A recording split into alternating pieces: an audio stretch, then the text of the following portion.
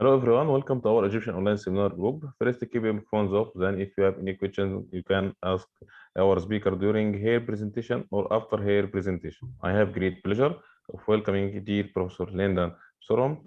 Dr. Linda is a professor of accounting at York University, Canada. She has a PhD from McGill University in accounting ethics and does research on the ethics of accountants, taxpayer, and accounting disclosure. She has been published in top ranking journals in accounting. She has previously worked for Imperial Oil, Waterhouse. Now we will start our seminar with dear Professor Linda. Well, thank you, Mohamed, and thank everybody for coming. And in particular, I want everyone to understand that I am only here representing 5 co-authors that are 5 of us, and we're a team, and we're all here. So if we have questions, what we'll do is we'll direct it to who is most appropriate to answer them. So the co-authors are Krista. Oh my, don't get mad at me, Krista. Krista Filio from Waterloo, University of Waterloo. Carolyn McTavish from Wilfrid Laurier. Both those schools are in Waterloo, Ontario. Pierre-Luc Nepart, who was previously a PhD student at York, and he is now a prof at University of Laval in Quebec City. And Samira Hassan, who is a PhD student at working at Schulich School of Business at York in Toronto. So I want to thank all of the co-authors for coming. And we also want to thank SSHRC, the Canadian Funding Agency, for funding this research. And of course, we want to thank all of you for coming as well. Now, I've got to advance. Okay. I think I skipped one there. Okay, motivation. Why did we do this?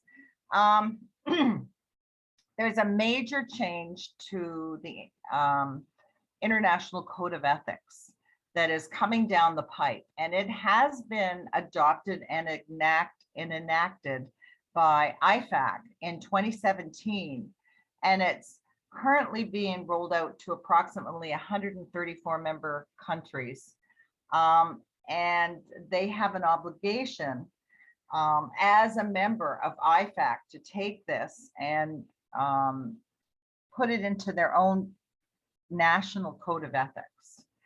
The addition is something we call Noclar, and Noclar is an acronym for non-compliance with laws and regulations. And what it does is it grants professional accountants the right to breach the principle of confidentiality when faced with fraud and illegal acts. And what it does is it attempts to address a previous conflict of interest, or catch-22, that professional accountants had found themselves in, which was that conflict between the right to serve the public interest and the principle of client confidentiality. One of the reasons we have chosen to do this is to find out exactly how this is actually going to impact professional accountants. But it also will end up giving us a venue to address one of the scholarly debates that we've always encountered as ethics researchers, and particularly accounting ethics researchers, in terms of who does the code of ethics actually serve? Does it serve the public interest as this stated objective states, or does it serve the professional accountants? So here's the conflict. The conflict is between confidentiality, which is the duty to not disclose proprietary information, and the principle and the duty to serve the public interest, which the Code of Ethics maintains is one of the premier requirements, if not the overriding objective of the Code of Interest. Whoa.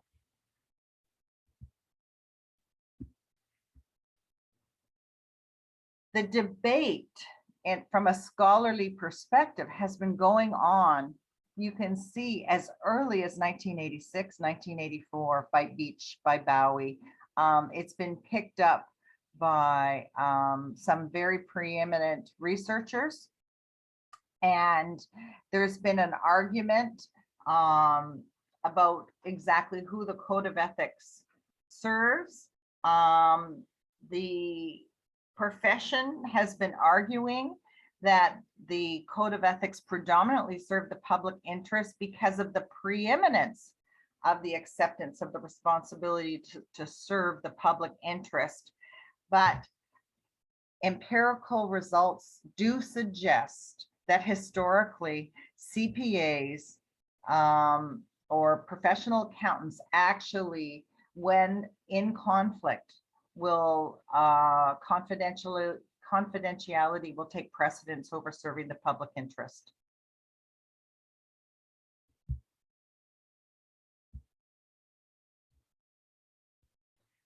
Oops, sorry about that. So Noclar was actually launched, and it was launched, interesting, if you can see, November 2010. And that was after a series of financial disasters, I guess is easiest to say, in the markets. And a lot of those financial disasters were blamed on the accounting profession, and that the accounting profession as auditors and as professional accountants within the firms, that they failed to disclose fraud when they encountered it. And one of the famous ones would be Elsalkh, where professional accountants were aware of fraud.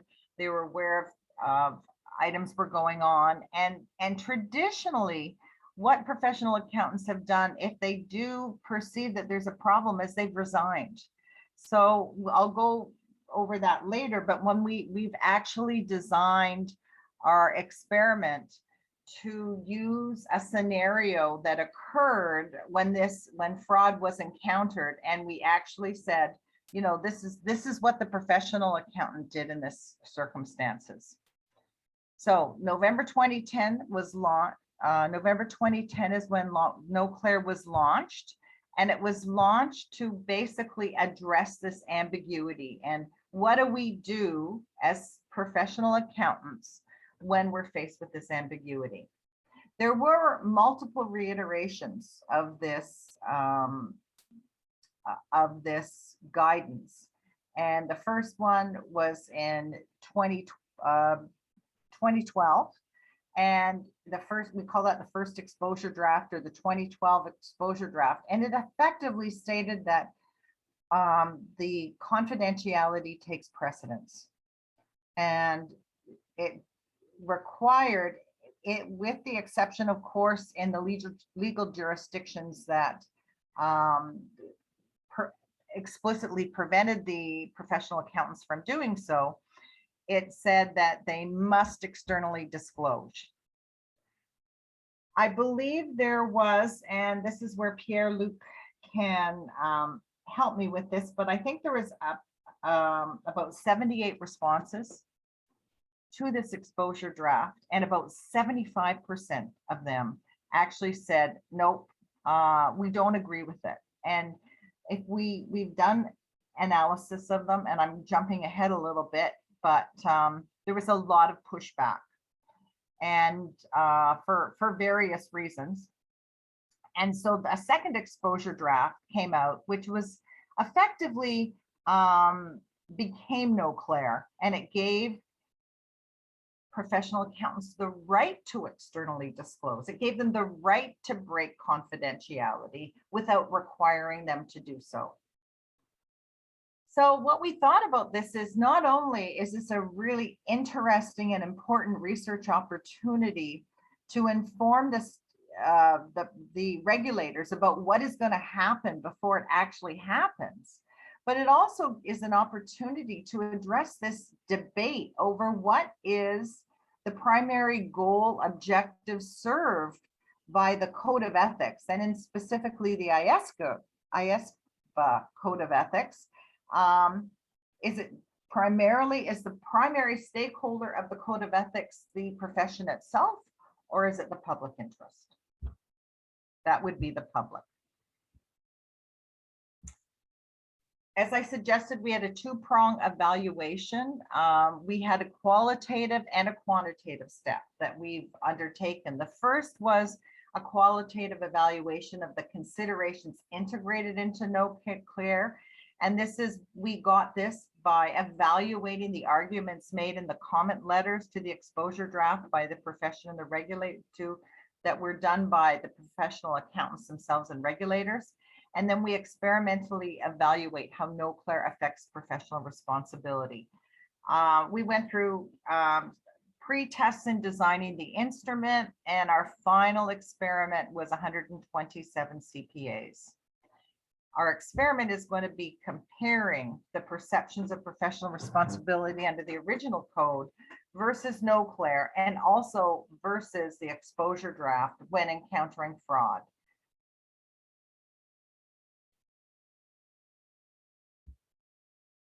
So, whoops, daisy. My computer is a little bit very touchy today. So the exposure draft in 2012, I think, 73 comment letters. So the exposure draft in 2012, it established an obligation to report fraud and illegal acts. And it basically specified that they should be required to report suspected illegal acts to an appropriate authority. They received 73 comment letters and 75 did not support this exposure draft. They were pushing back.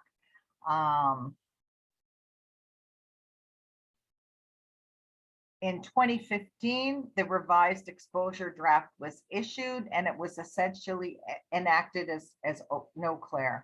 And this presented a privilege, and a privilege to breach the duty of confidentiality is a softening of the requirement of should.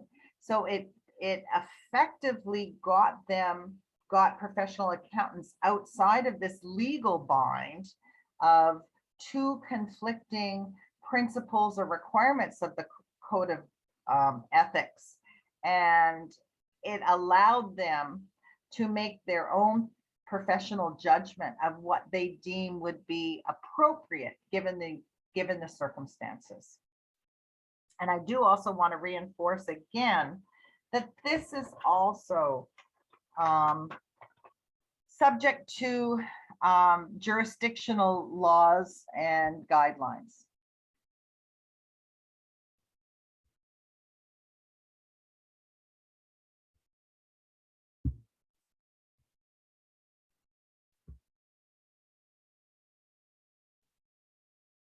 Noclar was adopted in 2017 by IFAC.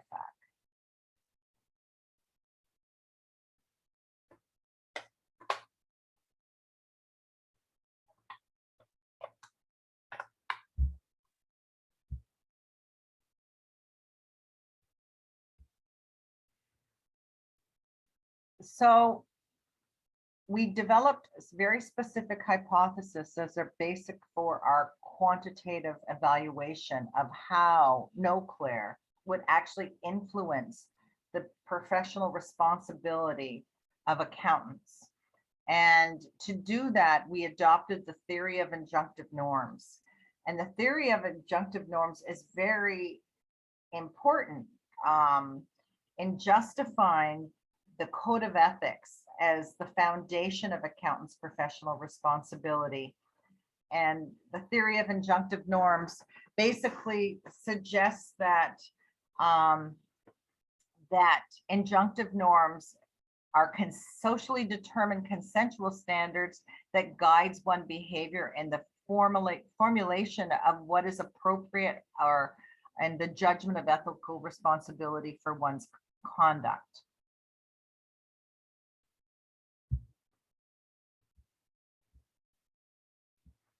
We integrated it a little bit with Hofheld, and Hofheld is a legal scholar from 1917. And what Hochheld has done is he actually makes definitions and specifies the differences between obligations, rights, and privileges, and what does that mean in terms of expectations for professional and injunctive professional responsibility as based on injunctive norms. So an obligation is an explicit requirement to act, effectively a duty, and it prioritize a responsibility by making it a duty. And this is what we originally saw in the 2012 exposure draft. In contrast, a right is a privilege to act that is not a requirement. And effectively, it is the absence of an unequivocal obligation to act.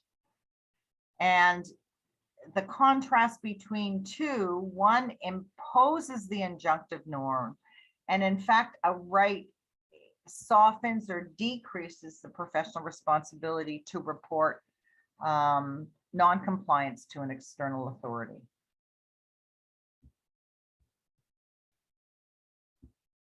So with this, we came up with two hypotheses that 2012 would have elevated the professional responsibility where compared to the original Code of Ethics, and in contrast, Noclar decreased them.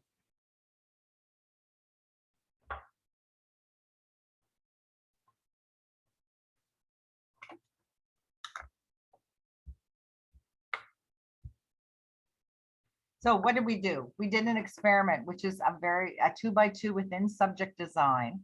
All subjects got the original Code of Ethics and they got a revised code with either Noclar or 2012 exposure draft wording. And we had manipulated the obligation or the right to externally disclose. And the second manipulation is whether the CPA in the actual scenario externally reported fraud to a securities regulator, and in contrast, whether they did or whether they did not. Because we wanted to make sure that there was a contrast there, just to make sure that they all wouldn't do it or would not do it. And effectively, we were setting up a control condition.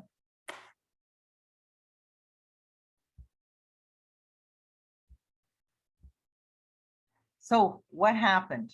What was the steps? Basically, the participants were presented with a summary of the current professional code of ethics, and they were presented with a scenario, and they were asked to indicate to what degree did the CFO fulfill his professional responsibility. And then this response was recorded, and then we said, okay, here comes a revision to the code of ethics. And they either got the Noclar, which would have been the right, or exposure draft 2012, which just imposed the obligation. And then they were asked the same question. We included manipulation checks, and then we also at the end, we assessed the demographic variables, or we recorded their demographic variables. Whoops, sorry. Here's the case. The case was loosely based on Elsalkh. We pre-tested it. The case basically said that he suspected fraud. He went to the board of directors, the CFO. He went to the audit committee. He was aware of the situation, and too bad, so sad, the company still planned on going ahead and issued the financial statements.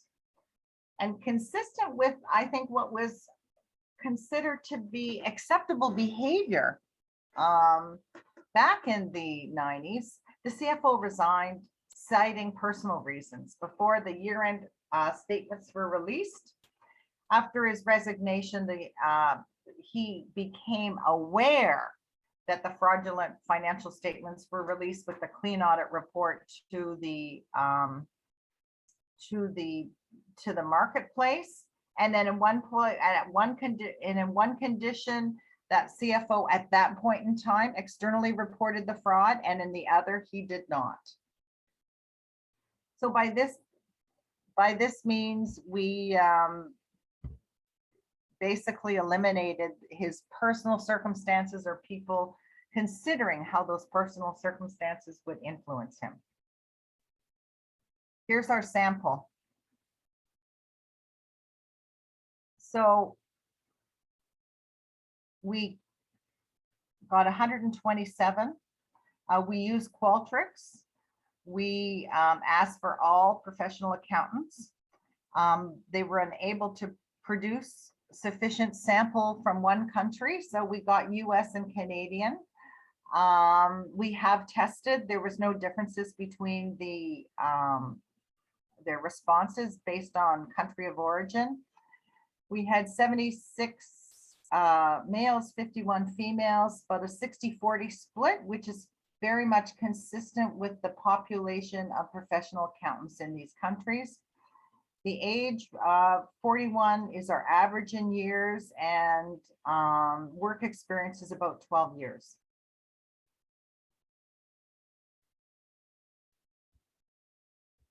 So what we did is we compared the change in exposure draft, the change in fulfillment of professional responsibility. And what we found is there was a significant change between external report yes and no for the exposure draft and at 0.066. And when we looked, that was being driven by external report no.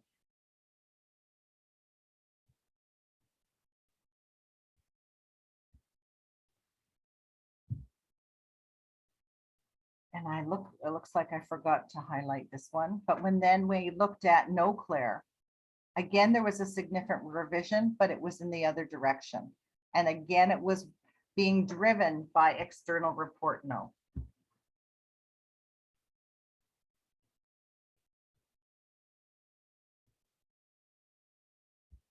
So findings.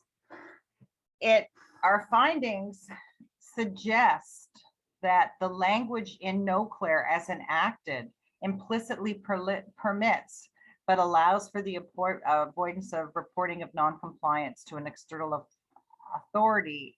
It releases the professional accountant from the obligation to externally report.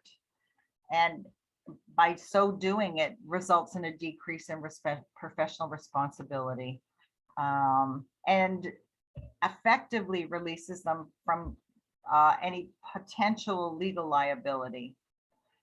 So from a research, it suggests that the Code of Ethics, perhaps I'm softening my words, but prioritizes the professional interests above that of the public.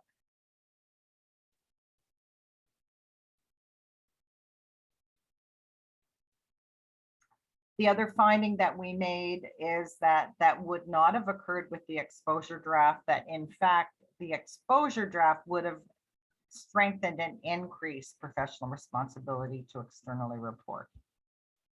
Thank you.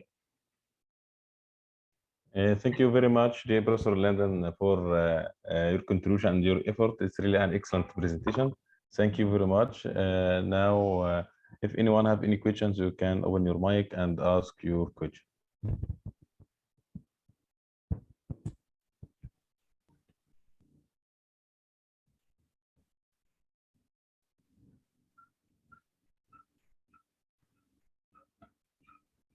If anyone have any questions, you can open. Yeah.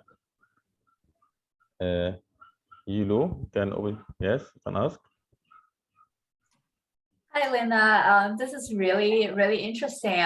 I'm very intrigued and I want to read the full paper. But without the benefit of having read the paper, I'm kind of curious that I really want to learn more about the qualitative part of analyzing the standard setting process, right? So I saw that 75% of the comment letter actually opposed that original ED. So I was wondering, if you can tell us more about, who are those opponents and who are those who support the ED, a bit more analysis on, their identity and, perhaps where they're coming from. What sort of ethics principle are they calling on to oppose the original ED, which, as I understand, kind of more stems from the injunctive norms. So that's the first part of my question. Then my second question is, in your experiment, I see that you're using kind of fraudulent financial reporting, but my understanding is, Noclar also applies to other areas of laws and regulations. So I'm curious, why did you choose the financial setting as opposed to non-financial other types of laws and regulation, and how that may affect the experiment results? Those are both great questions. And the first one, I will very briefly address it, but then I'm going to hand it over to Pierre-Luc, who's here because he is the qualitative specialist.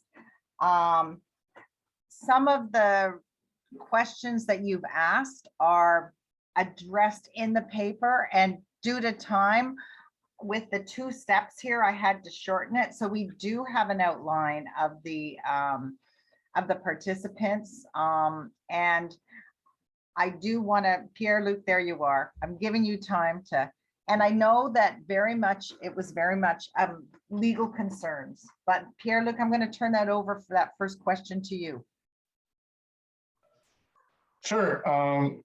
So we really focused on the comment letters from the 2012 exposure draft, and just give you some broad numbers. So out of the 73 comment letters, 37 were from IFAC members, so CPA Canada, the different accounting bodies in the UK and all across the world, really.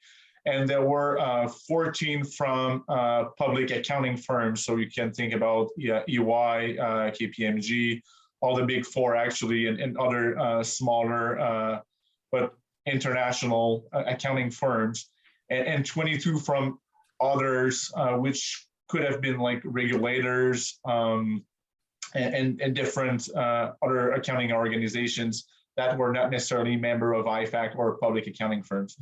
And the concerns were really about whether it was the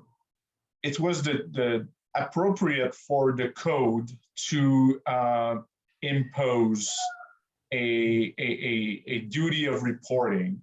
A lot of the concerns were, it was not necessarily that they didn't agree in principle about we need to do something. So there was a broad agreement that something was needed to be done. But whether it was a private standard setter like the IESBA, who should impose such a duty of breaching confidentiality, that was a main concern, especially in light of the different litigation risk that could happen in different countries. In some countries, it's actually illegal to breach confidentiality. So that was a major concern. And there was also the concern that accounting would lose some of its competitiveness vis-a-vis other professions, especially in terms of the forensic accounting that could be potentially performed by other types of professions, maybe from a legal perspective, and that would basically impede the relationships between accountants and firms and clients, which may deter prospective students or people of going into accounting. So these were the main concerns from the qualitative perspective. And I'm going to turn it over to you, Linda, for the other part of the second part of the question. The second part of the question, I'm going to turn it over to Krista or Caroline. You guys can arm wrestle. But, you know, I can take that. So I know you you're right. There are, the new standard does apply to more than just accounting illegal acts.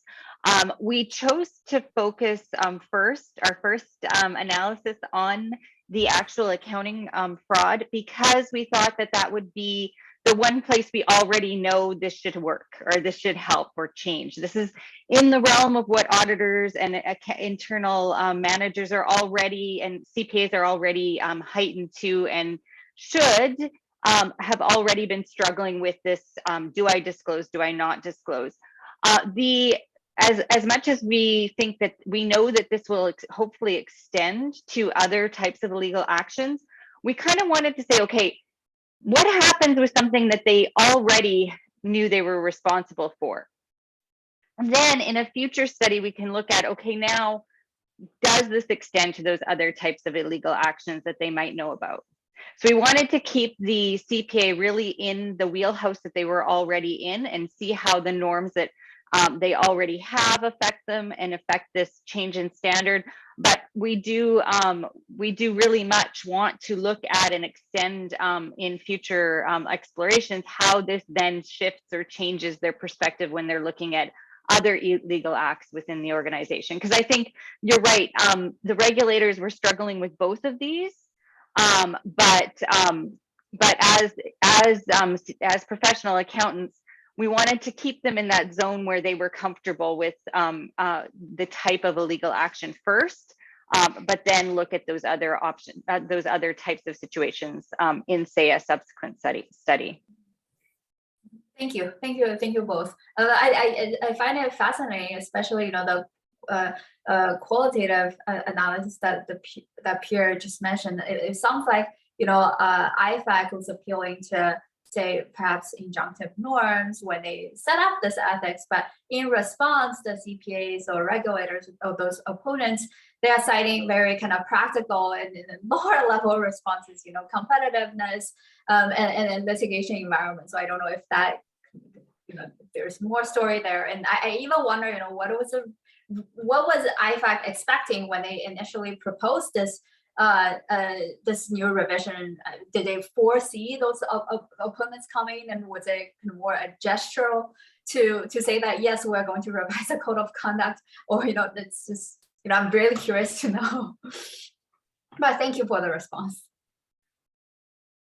Well, if I can add something in this regard, when they introduced the standard, the first exposure draft, they actually included in their memorandum the arguments for imposing a duty and the arguments for just granting a right or granting the privilege to breach confidentiality in cases of non-respect with in cases of Noclar, basically. So, and one of the concerns was like, oh, we know that this can be potentially problematic, but we do believe that we need to have a hard language in a way, like we need to impose a duty, otherwise it's not going to be done like we expect to do. But once they got all the common letters and all the basically the negative feedback, they really softened their stance in this regard.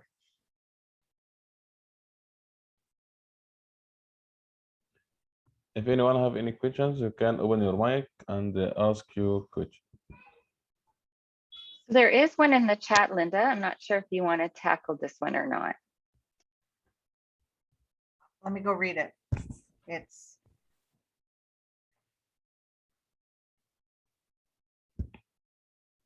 now what we didn't do, we didn't look at cultural norms, except for the extent, and you've got to understand that we have a Canadian research team, and a Canadian research team would argue that we do have different cultural norms than an American research team or an Americans, and that we would represent Canada versus the US, and our responses between our Canada and our US sample were effectively the same.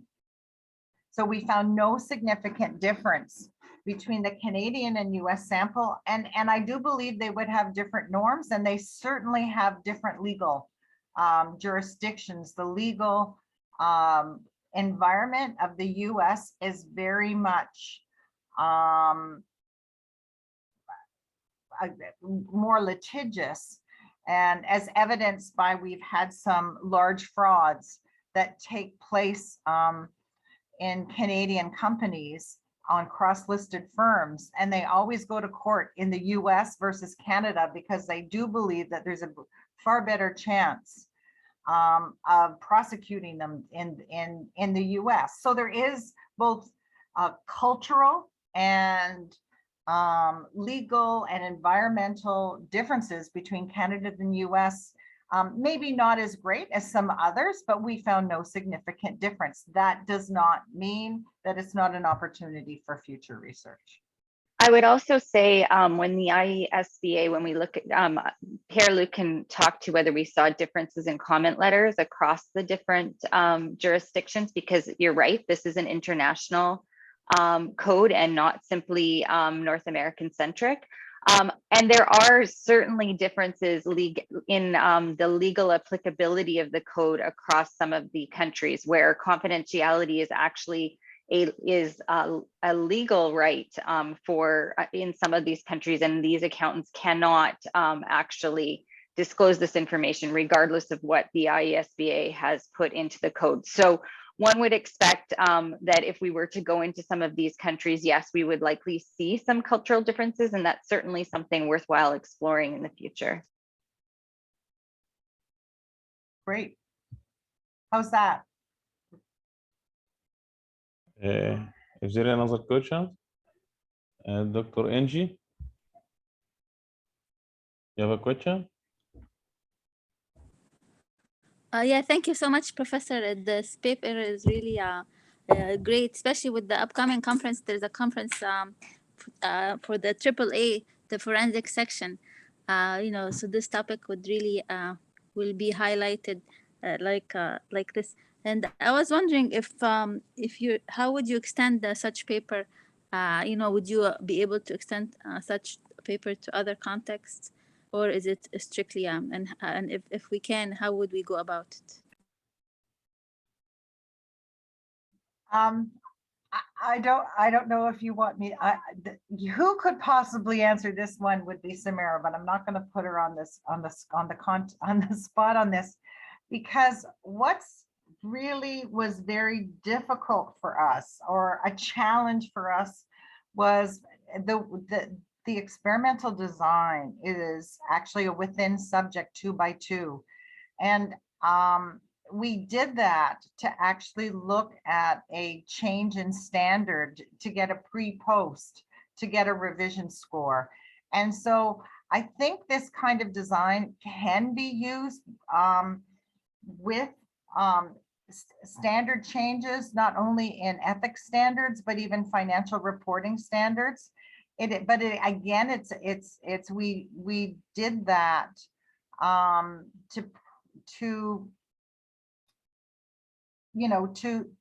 to isolate the within subject impacts on the code of ethics that we think vary significantly between individuals. I don't know if that answered your question. Linda, we have 2 more questions in the chat as well. And the first one talks about accounting ethics education, and since that's what I teach our undergrads, I'm always a proponent of more ethics education for both our undergrads and for our profession. But I will let Linda look at this. Oh, I don't have that. Wait a sec. In my chat, let me just look. Yeah, so since the IESBA code, so the question asks whether whether accounting ethics education for practicing accountants and accounting students may make them more, allow them to be more ethically sensitive to the impact of the IESBA code on the profession.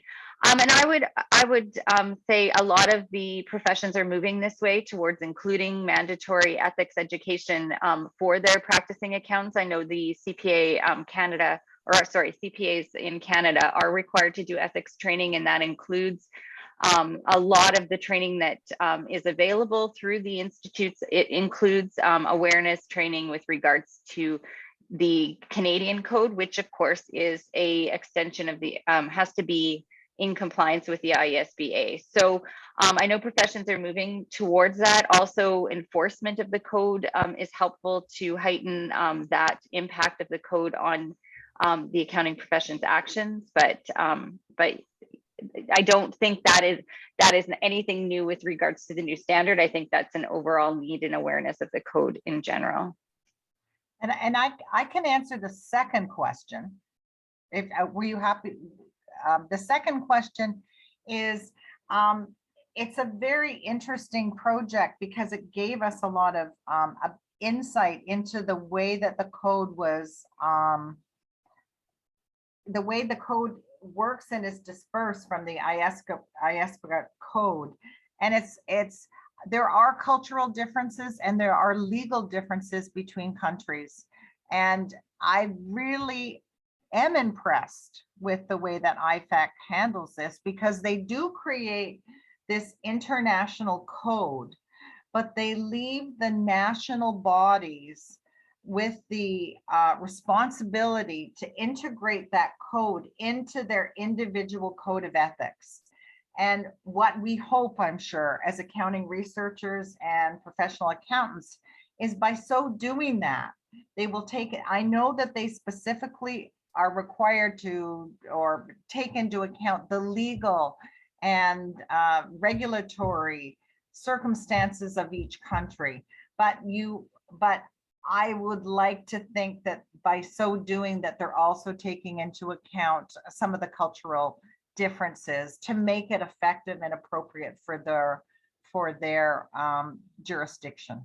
So it's kind of an interesting question. I think one of the interesting things that as we see this playing out country to country would be, and we can't do this now because most of the countries have not actually put the Noclar into their code yet. They're still in the process of actually doing that themselves, would be to look at whether there is a difference in the way the countries actually incorporate Noclar. So do we know that they have to be as stringent as the IESBA's code, but they could be more stringent. So just because we've given the IESBA uses the wording that we have used in our experiment, that they have the right but not the obligation, does not mean that some of the member countries couldn't make that stronger and make it an obligation. So it would be interesting to see over the next few years as the codes incorporate Noclar, whether there's a difference across country, and it might give an interesting research site to look at that.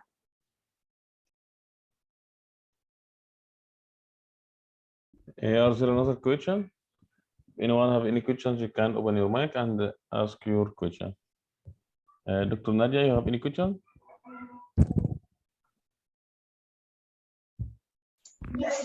Thank you very much. I just want to know if there is any difference between experimental study and just a study based on questionnaire on this theme, especially for behavioral studies, especially when we are studying the behavior of fraudulent accountant or fraudulent auditors. Thank you.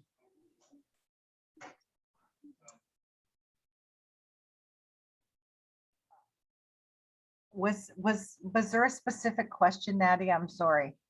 I want to know if, okay, I just want to know if there is any difference between an experimental study and just study based on questionnaire. We don't establish any experience on the laboratory to find the same results. Can we base on the just on study by questionnaire on behavioral study, especially in fraudulent, when we are studying fraudulent behavior for accountant or for auditors in companies, if we can present the results with the same findings or with the same degree of significance.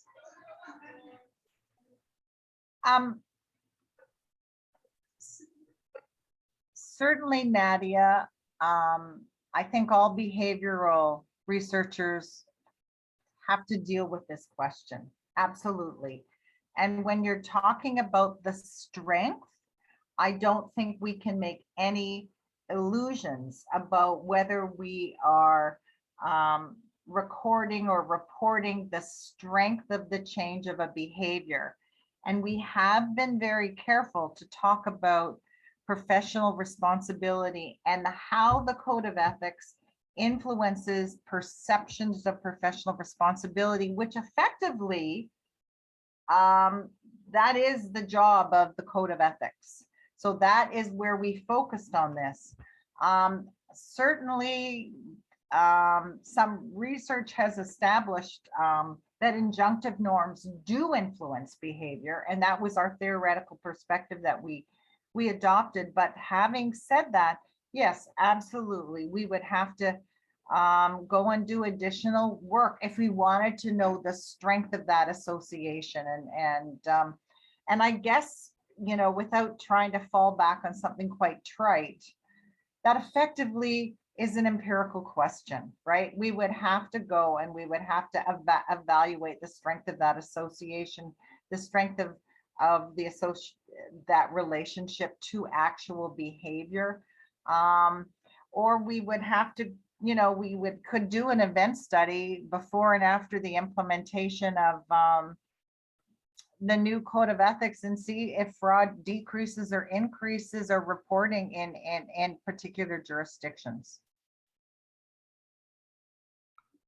Yes, I agree, because I think especially for the experimental studies made on laboratory are usually use the students or usually use persons who are not practitioners. So if we can confirm with a study with a questionnaire, maybe it will be the results will be more significant.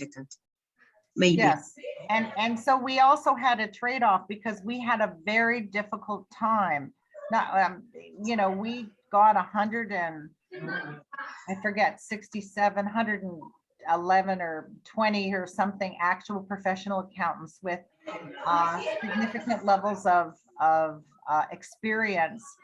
I'm not convinced that the prediction between perceptions of professional responsibility and actions would hold in a student sample. I think you might very well have to get it in a professional sample, and then we have those problems of social desirability, etc. You know, so that's a difficult question and one very always challenging behavioral researchers. Yes, thank you. Are there another question? If anyone have any questions, you can open your mic and ask your question.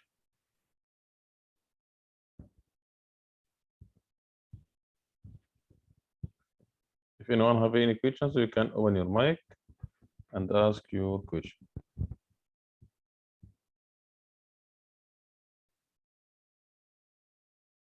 Kulewo, you can open your mic and ask your question.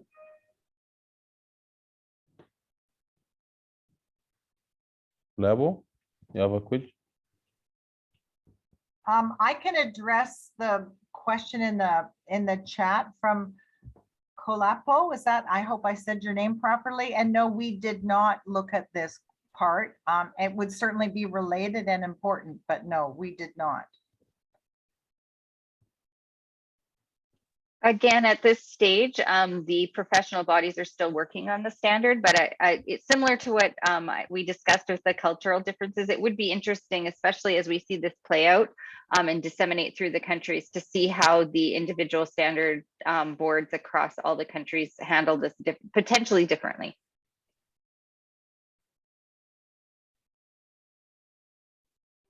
Is there another question? Hey, Linda. So I apologize. I missed. Hi, Mike.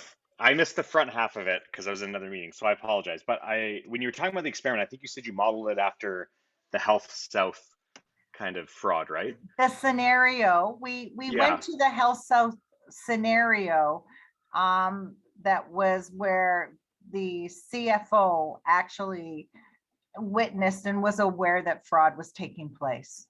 Right. So is it, and I mean, that's pretty common usually in frauds, right? So all I was just wondering is there something unique about that scenario that you'd find results only for that if you had looked at another scenario like Tyco or Enron or WorldCom? Like, does the fraud matter maybe in the situation? Krista's laughing. I do believe that this is the same kind of question that they asked when, if we go from Yi's question about what about a non-financial versus financial. And I do believe, you know, it's what do we know as ethics accounting researchers about fraud versus non-fraud versus softer fraud. What we did is we tried to pick a scenario that we felt nobody was going to argue that that was fraud. We did feel that with you, we felt that with the non-financial fraud, and it is included, that there could be arguments about this. So we tried to pick the strongest scenario that nobody, so we wouldn't be having the question. So if we could find a result there, then I think the other circumstances perhaps might also follow, but it is an empirical question, Mike, whether or not they will. Yeah, Mike, on pre-test, we did try a number of different fraud scenarios on our pre-tests, and really what we wanted to get to was an understanding from our participants that yes, the majority of us recognize this as a fraud, because we didn't want that to be debatable. And then we wanted the least likely ability for them to say, oh, well, this isn't a material fraud, why would I bother? And have that be the reason that they don't think it's the responsibility of the professional to actually disclose. And so we did pre-test a number of different scenarios, but agreed, going forward, you could do future less obvious and different types of fraud scenarios to see if adding in that ambiguity would change the results. But we did, again, as Linda say, want to just get our kind of base results when in kind of a known easy fraud scenario. Yeah, and that makes sense. The role as well, we picked a CFO versus an auditor. And what would the auditor do, right? And I think that might be different as well. So this was really one of possibly many. And they still, in the most obvious circumstances, we felt they still did not go to an external regulator. We thought the auditor was a little bit messier, because what would they do? They would resign, or there are other obligations. So we start shredding documents, you know, all the stuff Arthur Anderson does or did, I should say. Yeah. But thank you. Good question. There is a question. If anyone have any questions, you can open your mic and ask your question. Hi, yeah, just wondering where at this paper, at which stage is it, and whether it has been submitted, or where you're planning to submit this paper in, which journal?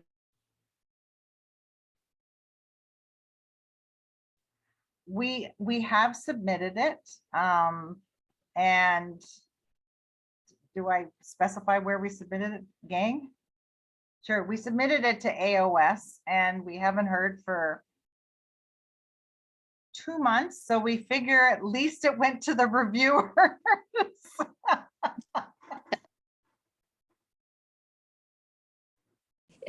Yeah, good luck. Yeah, no, we tried to pick a journal that we thought would be interested in the combined qualitative, quantitative analysis that we did. And so, you know, as I said, I didn't think I had the time to go in as much depth in the qualitative as I otherwise could have. And so you got more of the experiment in this presentation. It really depends on who was going to take the lead in the presentation.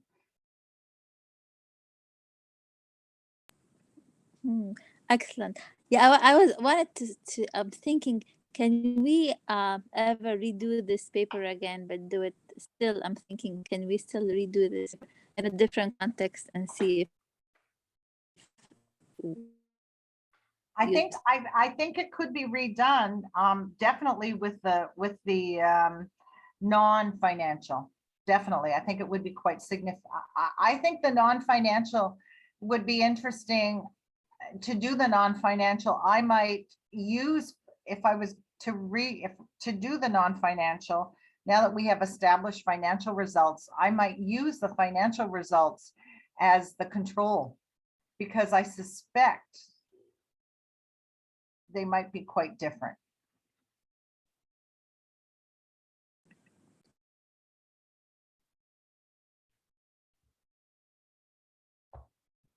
Is there another question? If anyone have any questions, you can open your mic and ask your question. Thank you very much, dear Professor Linda, for your contribution and your effort. Thank you very much. And it's all that remains for me to say is thank you everyone that joined us and today. And I thank you very much for taking the time out to present to us today, dear Professor Linda. It's been really appreciated. And I want to thank you and everybody that stayed to the bitter end. And as well, I also want to thank the team, right? The team that all came up and showed up to help. So thank you guys all. They were great comments. We think that'll really help. Anyways, take care and have a great weekend. Thank you, and I hope to see you soon in Egypt. You are very, very welcome. Absolutely. We're all coming. We're all coming. Yeah.